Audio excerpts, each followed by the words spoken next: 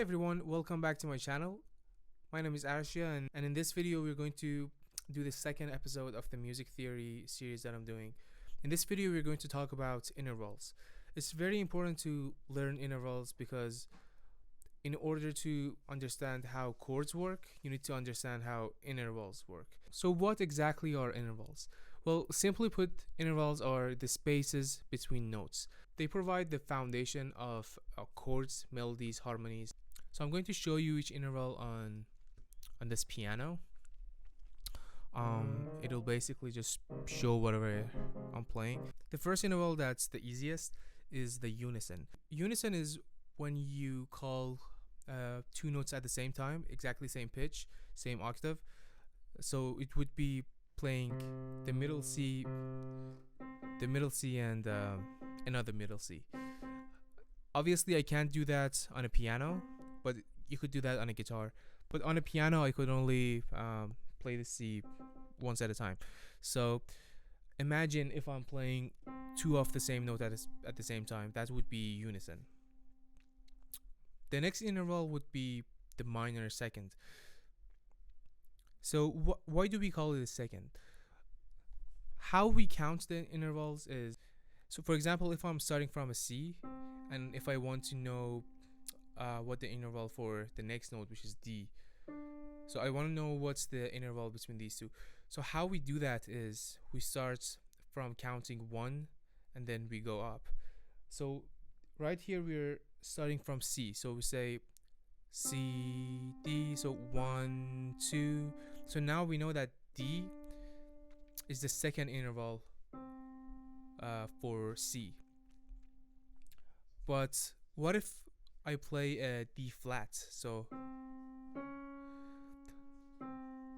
it's still 2, right? 1, 2. So this is where we use minor and major. A D flat is a second minor for C, and a natural D, that's a major second. So, and that basically applies for everything else. Even for a third, you could use a major and a minor. So 1, 2, 3, that's a major third. So what's a minor third? It would be 1, 2, 3. So that's pretty much how we do it. Hey guys, so I forgot to mention that we don't use minor and major for everything. For fourth and fifth intervals, instead of major, we use perfect.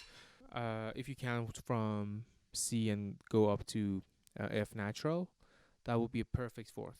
And then if you sharpen that F, it would become a augmented fourth. And also that augmented fourth, you could count that as a diminished fifth. And you sharpen that diminished fifth, and you'll get a perfect fifth. That's pretty much it. It's very simple, and all you need to do is just practice. Whatever instrument you play, just play 2 random notes and try to see what the intervals are.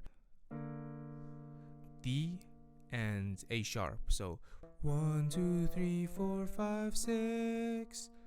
So we know that it's a 6, but what about this? 1, 2, 3, 4, 5, 6. This is a 6 as well. So that's how we know this is a minor 6. Also, another good way that you can practice to distinguish what the intervals are is counting the half steps. So same rule as before. For example, I want to see what's the interval between C and E natural. So same rule as before. Start by counting 1. C is 1. So C, C sharp, D, D sharp, E. So that's 1, 2, 3, 4, 5. 5 half steps.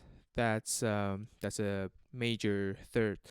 And another example is 6 half steps, which is a perfect fourth, and so on.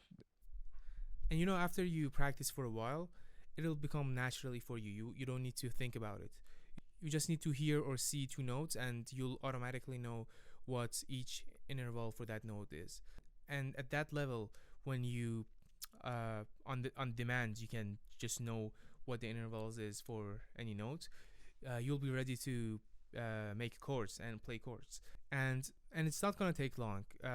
If you're starting from the beginning, it's gonna take you like 1 week max of practicing, and then you'll be able to understand, and you'll be able to tell all the intervals. Because as soon as you understand how it works, you could just apply the same knowledge to all the scales, all the keys, all the notes, and you don't need to learn it all over again for different scales. All right, I want to keep this video short so that you'll have some time to practice your intervals. And in the next video, I'm going to talk about chords and stuff, and I'll get more into actually playing the instruments.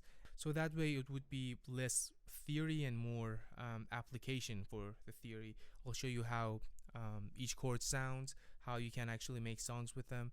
So make sure to stick around for our next video. And yeah, thank you for watching, and see you in the next one.